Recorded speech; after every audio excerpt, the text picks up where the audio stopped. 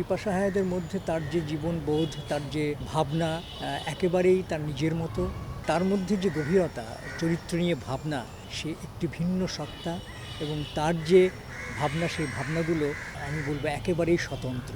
বিপাশা হায়াত সম্পর্কে মানে খুব অল্প কথায় বলা যাবে না। বিপাশা হায়াত হচ্ছে একজন ক্লাসিক শিল্পী, মনে প্রাণে এবং সর্বাঙ্গ একজন শিল্পী। সে যে পেইন্টার শুধুমাত্র তা কিন্তু নয়, তার মধ্যে যে অভিনয়ের যে ইনস্টিংক্ট আছে সেটাও কিন্তু মানে আমি বলবো যে তার সঙ্গে একজন সহশিল্পী হিসেবে কাজ করতে গিয়ে আমার মনে হয়েছে যে তার মধ্যে যে গভীরতা, চরিত্র নিয়ে ভাবনা এবং সহশিল্পীর সঙ্গে চরিত্র নিয়ে যে আলাপ আলোচনা করে একটা জায়গায় পৌঁছে যাওয়া, সেই বিষয়টার মধ্যে এক ধরনের সততা আমি দেখেছি। দুঃখের বিষয় এই যে আমরা বিপাশাকে একদম রেগুলার আমরা পাইনি। একটা সময় তার নিজের প্রয়োজনে সে দেশের বাইরে সেটেল করেছে, যে কারণে এই মিডিয়ার কাছ থেকে অনেক দূরে।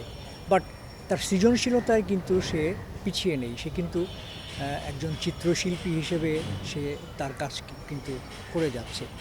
এবং আমি বলবো যে বিপাশা হায়াতের মধ্যে তার যে জীবনবোধ, তার যে ভাবনা একেবারেই তার নিজের মতো, অন্যান্য মানুষের মতো নয়। সে একটি ভিন্ন সত্তা এবং তার যে ভাবনা, সেই ভাবনাগুলো আমি বলবো একেবারেই স্বতন্ত্র।